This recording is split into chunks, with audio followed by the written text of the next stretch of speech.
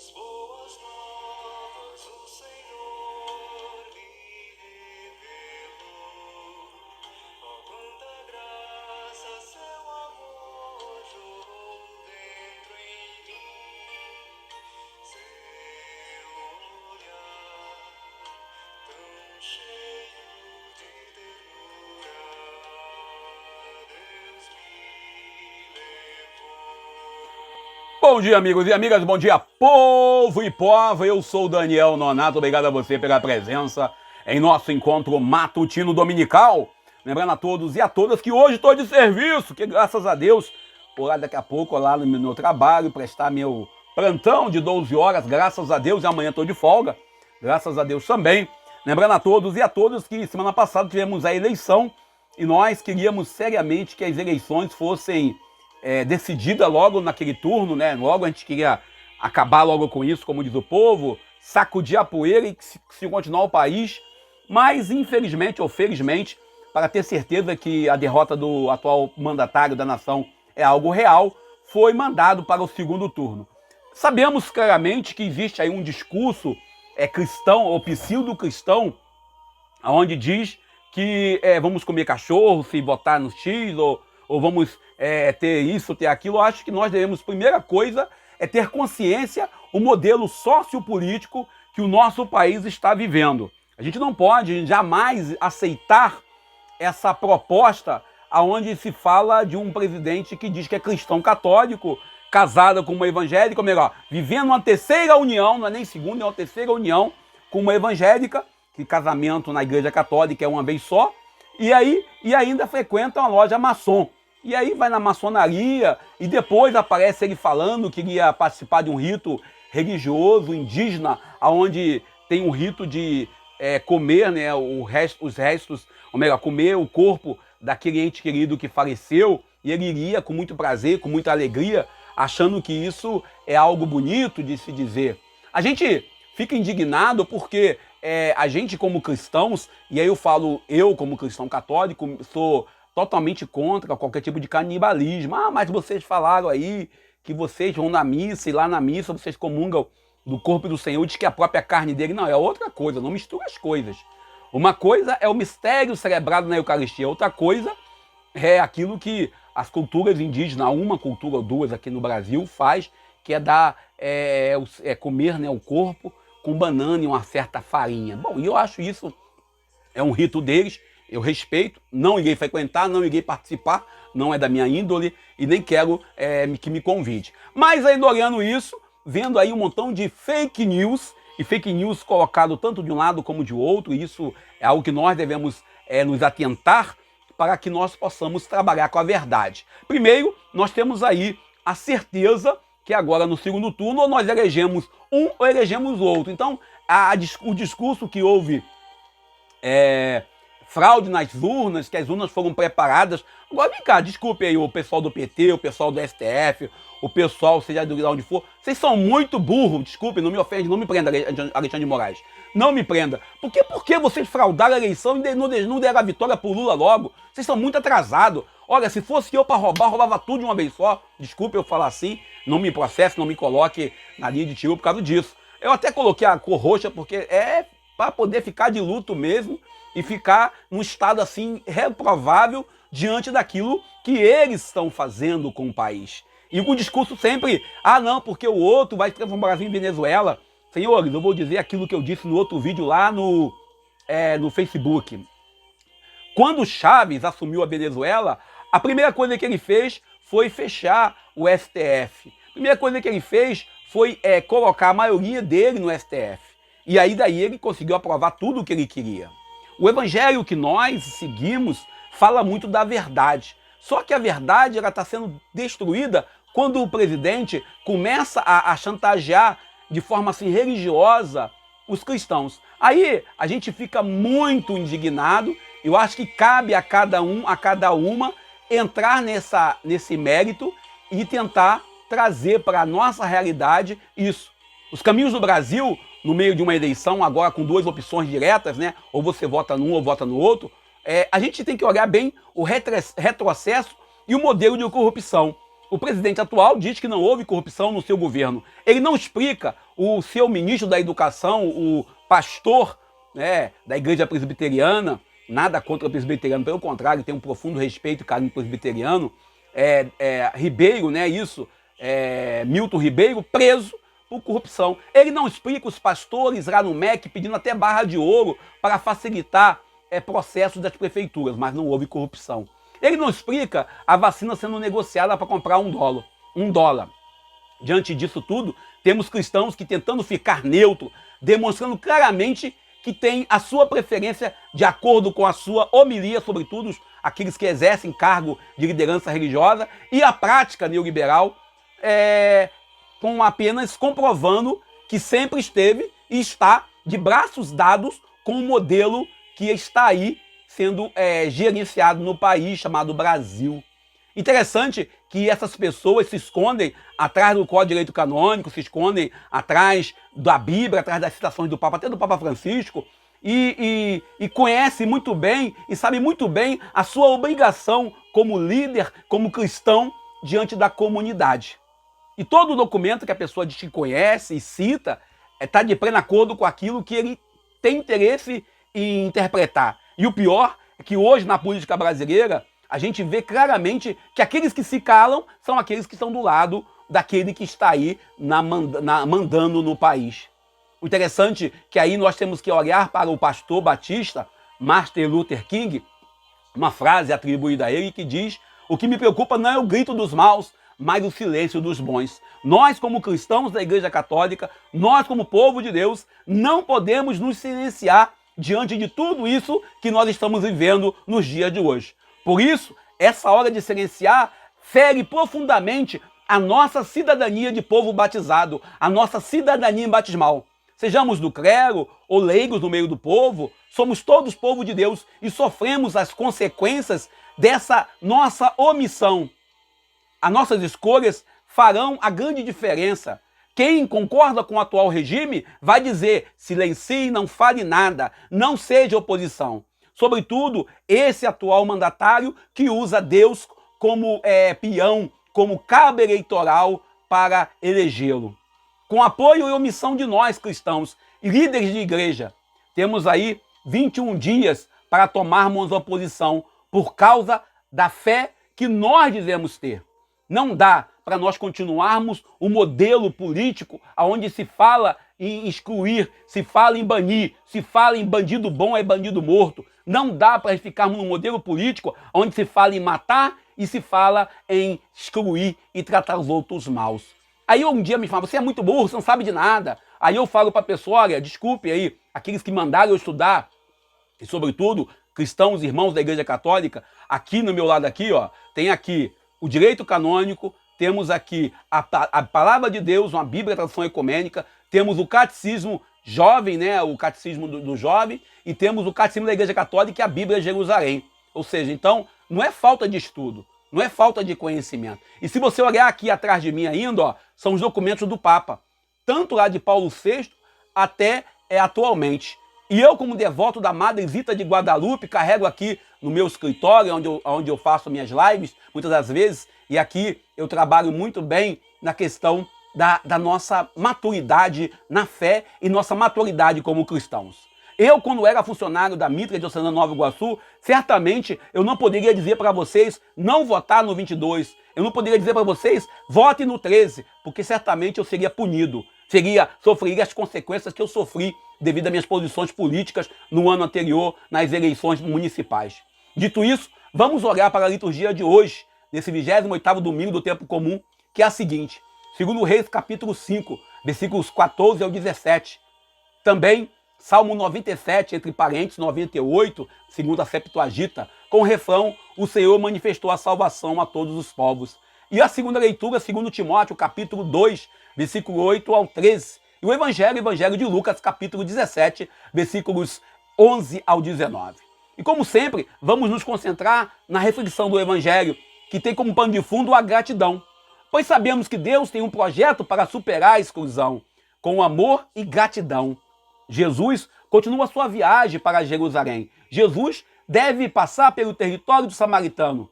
E o evangelista Lucas ao apresentar o relato, demonstra claramente que para cumprir sua missão, Jesus rompe a fronteira, pois lá atrás ele proibiu os seus discípulos de entrar na Samaria, lá em Mateus capítulo 10, versículo 5.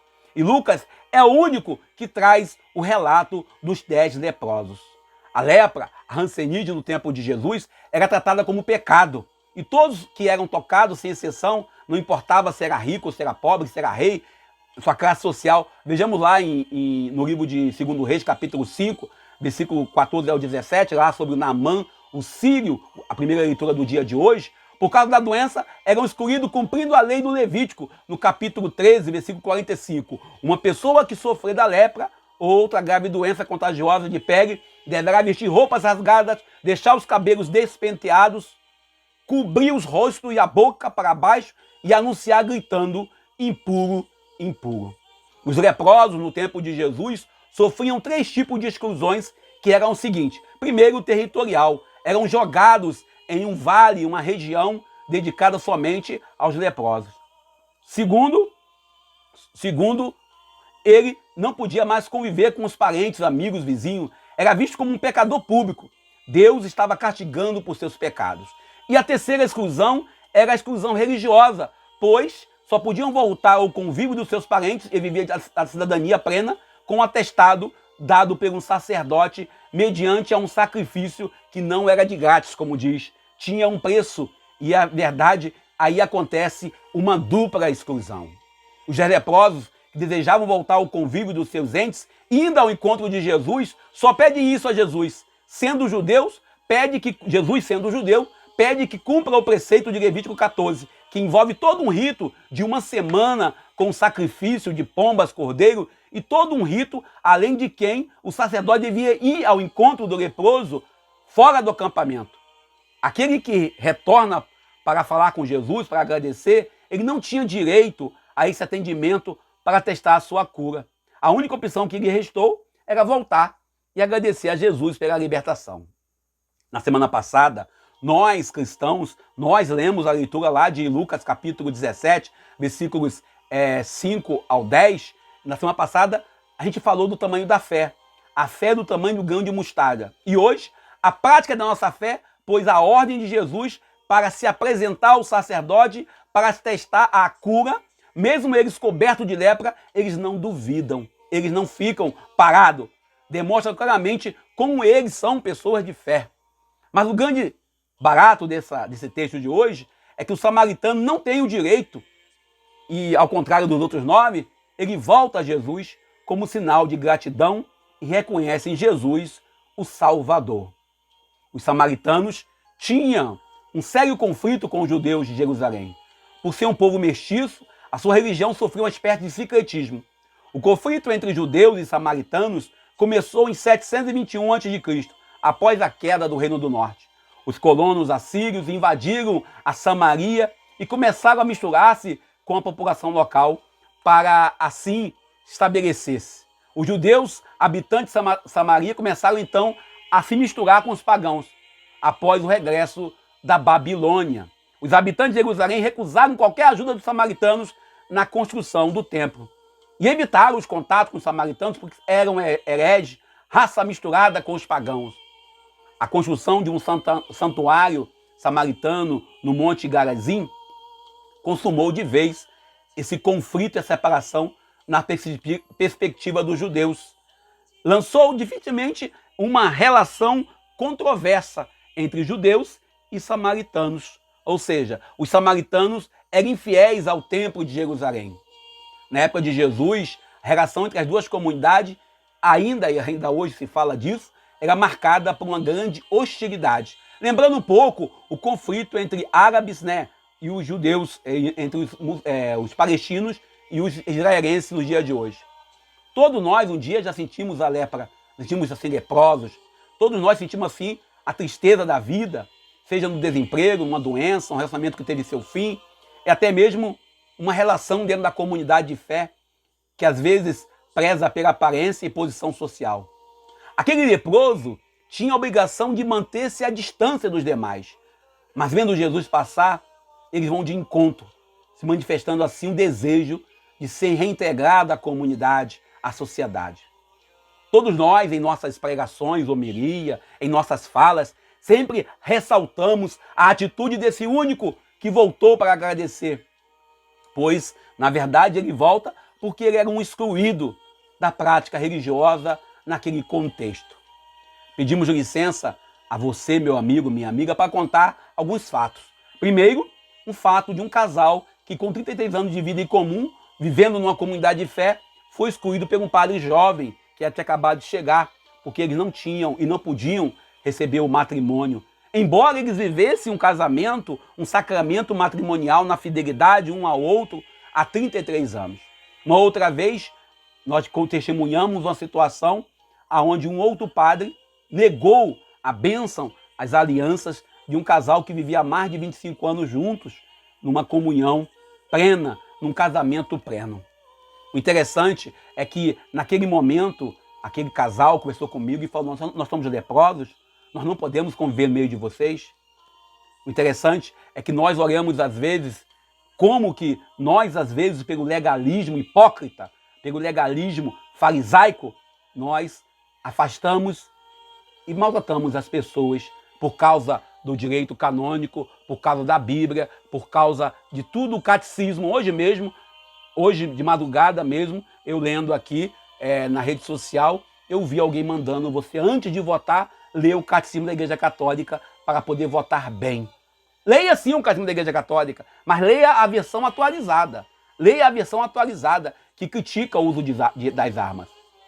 Interessante é que dentro da moral, dentro da hipocrisia que uns e outros carregam em suas igrejas, a comunidade de fé, às vezes, ela serve mais como um processo de exclusão que um processo de acolhida, indo de encontro, indo fazer vamos dizer assim, um contrassenso ao projeto de Jesus. Ambos os casais que eu conheço até hoje estão excluídos pela dura lei daqueles que estão na liderança da comunidade. Eles se sentem como esses leprosos, porque na primeira união que eles tiveram não deu certo. A culpa não foi deles, não interessa de quem foi culpa. E esperava daqueles jovens padres uma atitude de acolhida e respeito por sua vivência familiar, por causa daquilo tudo que ela tem naquela pequena comunidade. Talvez o que falte às vezes seja nós olharmos para esse modelo dos leprosos e termos consciência que nós, às vezes, que somos os leprosos em nossas comunidades. A temática do Evangelho de hoje fala de gratidão e adesão ao projeto de um Deus de amor. Todos nós somos marcados pela lepra das nossas falhas. Às vezes julgamos e condenamos o outro por suas escolhas diferentes da nossa.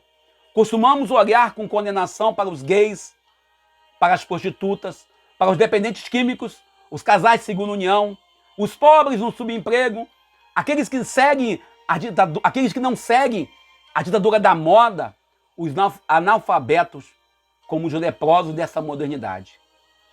A cura para aqueles leprosos não acontece como um passe de mágica. Ele vai acontecendo no caminho, e talvez isso que nos falte, caminhar por uma igreja totalmente sinodal, uma igreja que precisa de cura, e uma cura plena, uma cura onde a vida é mais importante. E essa cura só vai acontecer quando de verdade nós estivermos em nosso meio, não um projeto de autoritarismo, não um projeto onde a gente quer os primeiros lugares para poder se posicionar e ter vantagem.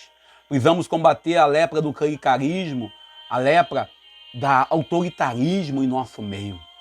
O interessante é que nós que mergulhamos na água do batismo, nós que estamos envolvidos numa igreja preocupada em ser de fato o rosto de Jesus, nós que tivemos a graça de estarmos mergulhados no mesmo sacramento que brota do lado aberto de Jesus, nós devemos, de verdade, olhar que a exclusão ela é algo que não é prelúdio, ela não pode ser algo aceito no reino de Deus.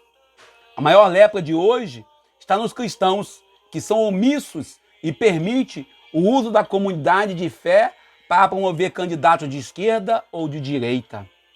Está nos cristãos que se acovardam, se calando, perdendo assim a sua unção profética, perdendo assim a sua vocação de cristão. E se fala pró-vida, mas brandam em alta voz, bandido bom é bandido morto. Se faz necessário, como igreja, combater toda a lepra do ódio, da fake news, e essa lepra só será curada quando nós, de fato, durante o caminho, passarmos a ouvir, pesquisando, consultando, procurando se esclarecer, sem deixando se levar apenas por uma pequena informação, seja da rede social, seja de um grupo, até mesmo da própria comunidade. Aqueles leprosos que estavam no tempo de Jesus tinham ouvido falar que Jesus tinha ressuscitado mortos, curado paralítico e outros milagres. Eles se aproximavam de Jesus com uma certeza que seriam curados.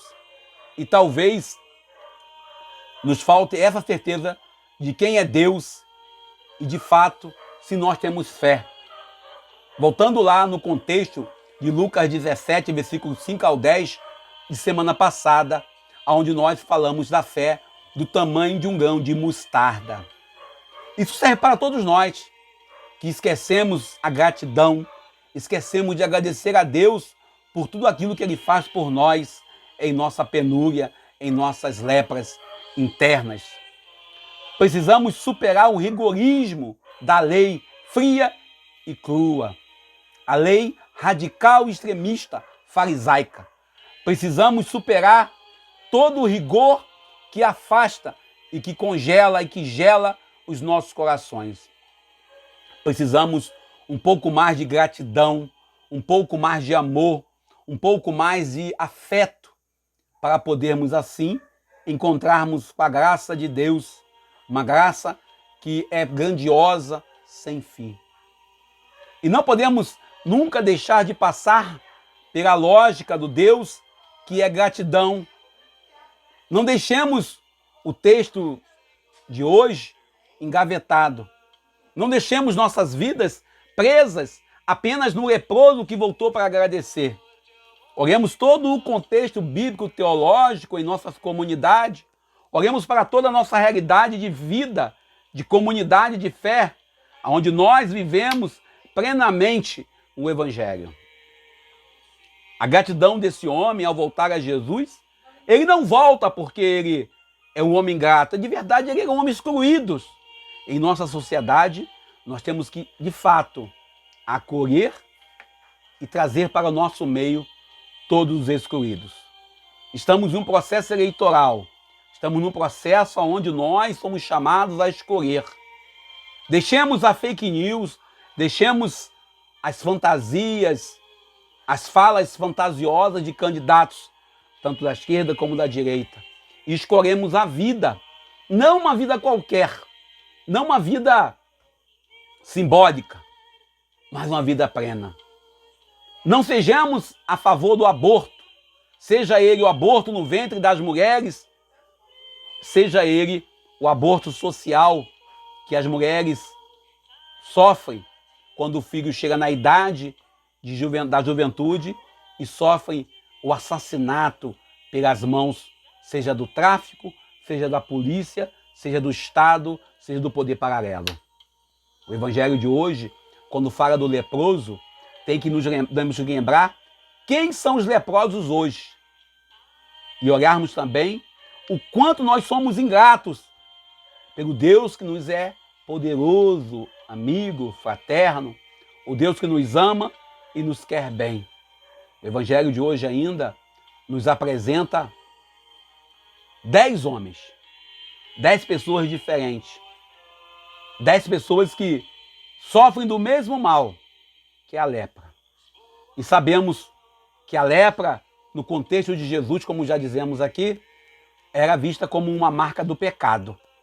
E esse pecado que talvez nós tenhamos em nossas vidas, se nós nos posicionarmos de forma neutra, nos posicionarmos de forma omissa nesse contexto eleitoral. Sejamos cristãos, que o nosso sim seja sim, que o nosso não seja não. Não sejamos omissos, covardes, perante a necessidade de responder à urgência do cotidiano do dia de hoje, do domingo, que nós celebramos a gratidão. Lembrando que estamos celebrando o mês da missão, que deixemos de ser missionários apenas dentro das nossas paróquias, nossas igrejas, nossos grupos pastorais, e ousemos a ser missionários em nossos trabalhos, em nossas conduções, em nosso dia a dia. Não precisamos ir para a África para ser missionário, não precisamos ir para outro estado, para outro país. Nós precisamos, de verdade, abraçarmos a missão do cotidiano, de vivermos plenamente o sacramento da confirmação, o nosso batismo, a nossa vocação de cristão, pelas escolhas que nós fizemos. Não uma escolha qualquer, mas uma escolha que nos faz refletir se de fato somos cristãos ou se de fato somos apenas seguidores da mídia. Alguém falou que se um certo candidato ganhar, e eu respondi isso, nós teremos igrejas fechadas, nós teremos cristãos presos. Aí eu disse e respondo certamente, veremos quem de fato é cristão ou quem de verdade apenas segue o modismo. Deus nos ajude, Deus nos abençoe. Obrigado a você pela presença em nosso encontro matutino. Deus nos ajude para que possamos, nesse domingo, refletir um pouco mais sobre nossas escolhas e pedindo a Deus que nos abençoe. E obrigado, Deus, por mais um dia. Sejamos gratos. Bom dia. Eu sou Daniel Nonato.